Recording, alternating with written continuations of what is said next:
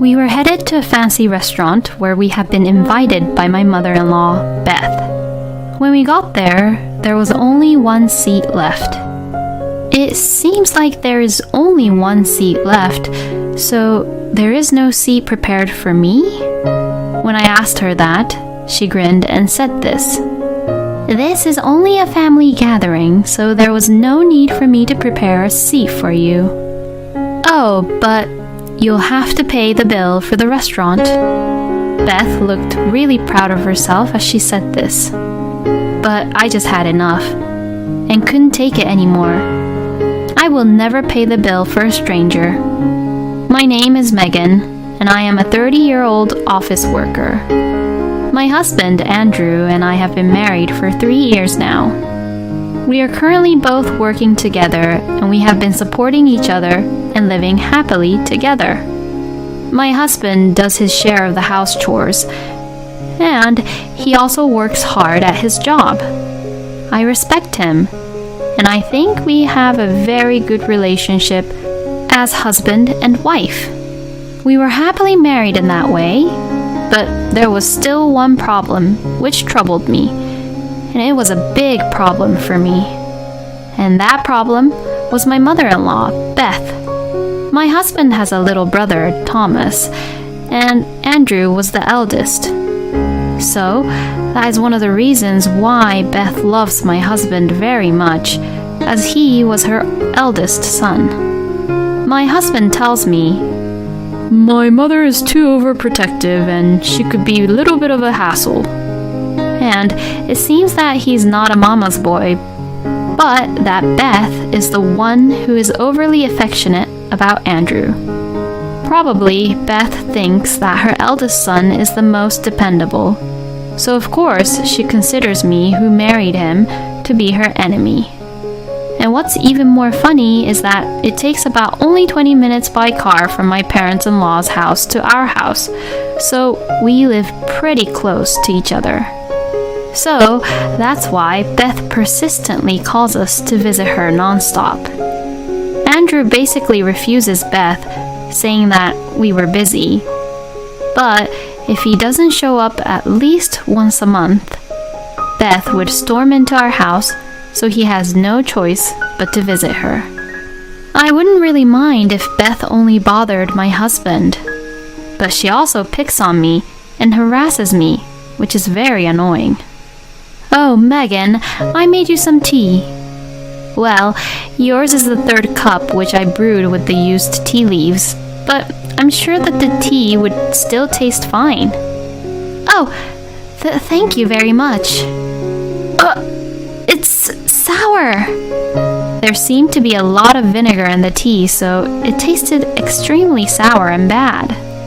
Seeing me frowning and making faces since it was so sour, Beth was holding her stomach and laughing.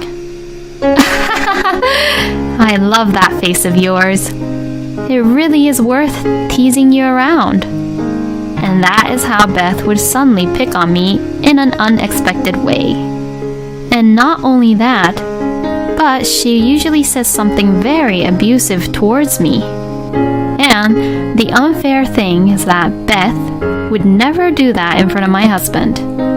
Only when it is just the two of us, she picks on me and is mean to me. And lately, Beth has been picking on me again by asking me questions whether we are blessed with her grandchild or not. "Oh, Megan, when are you going to get pregnant?" "Well, Andrew and I are both still working, so we're not really in a hurry about it. Besides, Andrew and I have been talking about not really planning, but waiting for an opportunity for me to get pregnant in a natural way." "Well, it seems like that natural timing hasn't come at all. You are infertile, aren't you?" "Excuse me?" "Of course, you must be infertile. I really do feel sorry for Andrew for marrying a wife like you." Beth would say those horrible, abusive words to me, as if it was a normal thing to do. Why should I be the one being told this by Beth? First of all, it's not right that she sees me as her enemy just because I married her eldest son. And it's also not right that she is directly attacking me verbally with these terrible abusive words. I was honestly overwhelmed by Beth being like this and attacking me like this. I thought about talking to Andrew about it, but he had just been promoted at his work at the time and was quite busy with work. So, because of that, I didn't want to cause him any unnecessary troubles. I should take care of this by myself. Since thinking that, I then tried various things. I tried praising Beth, and on the contrary, I also tried arguing back to her about her bullying me. But none of them worked at all, because they only made Beth even more annoying than before. Then, I had heard that Andrew's little brother Thomas was getting married. While I congratulated Thomas and his wife-to-be about their marriage, I felt a little bad for Thomas's partner, Kimberly. I'm completely sure that Kimberly would be in trouble if she finds out that her mother-in-law was such an insane, jealous old woman.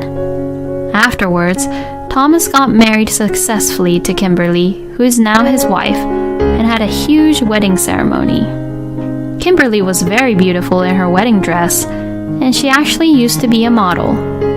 She had a great shape, and seeing her in her beautiful wedding dress, I thought that she was going to be photographed for a wedding magazine. Then came the first New Year's after Thomas and Kimberly got married. At my parents-in-law's house, relatives gather for a dinner party on New Year's Eve. I was sure that Kimberly would be ordered around by Beth to help out around the dinner party. If she looks like she's having a hard time, then I should be there to support her. That's what I thought to myself, but I was surprised to see what had happened on the New Year's Eve. "Oh, Kimberly, let's have a drink over there." "All right, Beth." To my surprise, Beth didn't order around Kimberly to help prepare for the dinner party at all, and just treated her nicely. "Oh, Kimberly, you're a very nice and lovely girl, and I'm just so proud of you. She's so different from my eldest son's wife, who does everything wrong when I ask her to do something for me. Having Kimberly here is enough. I don't need any other wife other than her." That's what Beth would say to all our relatives. I was filled with anger and embarrassment. It seems that Beth thought that she could be the center of attention just by being with Kimberly, who was a model, and everyone would be around her. So that's why Beth seems to like Kimberly more. On the other hand, Beth would still pick on me whenever we are alone in the kitchen. "You really are an inconsiderate person, aren't you? If someone has an empty glass, go pour a glass of beer right away. Compared to Kimberly, you're not beautiful, and the only thing you're good at is doing your best at house chores. You're a woman who is infertile and who can't even get pregnant. So just hurry up and do the chores."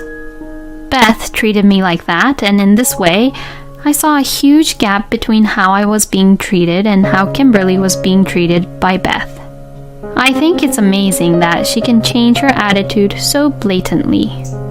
I tried not to provoke Beth any further and returned to the dining hall after listening to her accordingly. While I was eating at a table away from Beth, some of the relatives who were sitting nearby encouraged me. Beth is a person who would take things for advantage. I mean, she changes her attitude so blatantly. "You really are having a hard time, huh? Now that Beth's in a good mood from the drinks, you should also enjoy the food and drinks while she's being like that." "Thank you." Since some of the relatives are kind to me in this way, I have managed to endure the crappy treatment from Beth. But then, something unbearable happened. One day, my husband received a phone call from Beth. "What? Dad's 60th birthday celebration?" Yes. We were planning to all get together as a family and celebrate his birthday.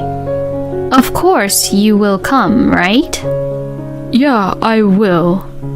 "Could you also ask Megan for her to come to the celebration too?" Sure, I'll ask if she can make it or not. Beth has a really loud voice, so I could normally hear her voice from my husband's phone and I could understand what she was saying. Well, I think you heard all about it, but what do you think, Megan? Do you think you can go? Well, I thought about it. I really did not want to see Beth as much as possible. But it would create bitter feelings if I was the only one not attending Jack's 60th birthday celebration. Thomas and Kimberly would definitely be invited, and they would go, so if I don't go, then I would only be the one not attending. Well, Beth wouldn't bully me when Andrew is there with me, so I guess I'd be fine. I told Andrew that I would attend, and then the two of us went shopping for a gift to celebrate Jack's 60th birthday. About 2 weeks later, the day of Jack's 60th birthday celebration arrived in no time. We were told that the party would start at 6:30 p.m., so my husband and I went to the dinner party on time. We headed for a fancy restaurant where we had been invited by Beth. When we arrived and were shown to the private room, all the other relatives were already there. Oh, so everyone had already arrived. You're all early. My husband said that, and to that, Thomas replied, No, Mother told us that today's dinner party starts at 6 p.m. What? No, it's from 6:30, right? My husband looks at me as he said that. To that, I said, Yes, Beth called me the day before yesterday about the start time and told me that it would be from 6:30 p.m. Then to this, Beth says, I clearly said it would start from 6 p.m., didn't I? Megan, you must have misunderstood. And she began to get angry. I don't want you to talk as if it was my fault when you're the one who got it wrong.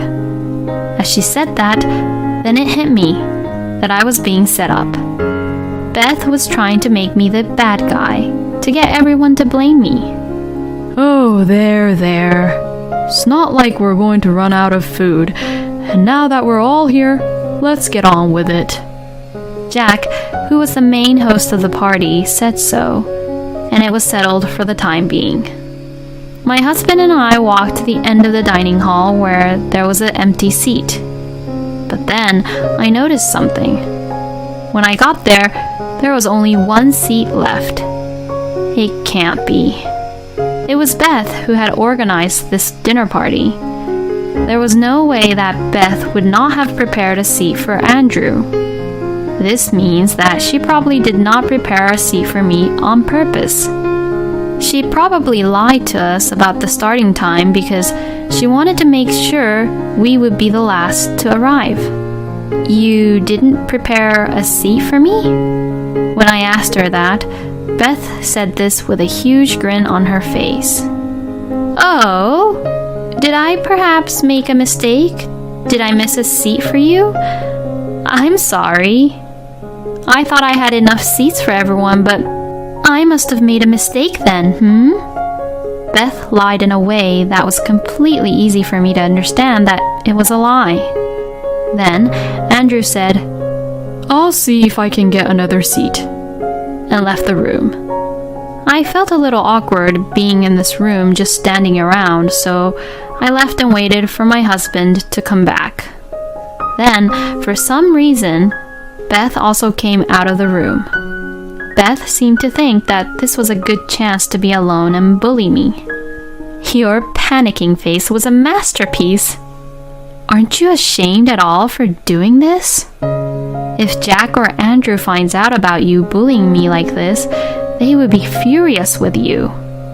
Excuse me? Of course they won't find out. I'm bullying you in a way that they won't ever find out about it.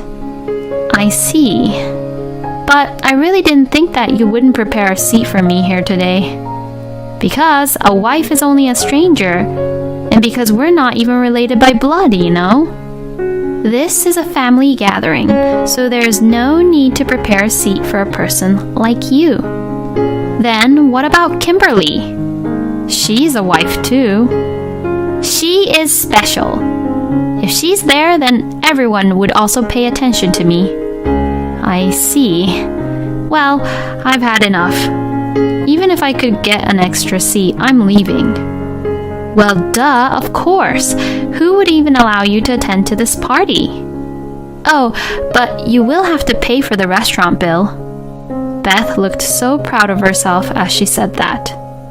But I have had enough, and I couldn't take it anymore. I will not obey with what Beth says anymore. Oh, do stop talking nonsense, Beth. I will never pay for someone's bill who is a stranger to me. When I said that, Beth's face turned bright red. This is not nonsense. And also, what are you saying to your own mother-in-law? Oh, no, you said it yourself, Beth, that a wife like me is a stranger.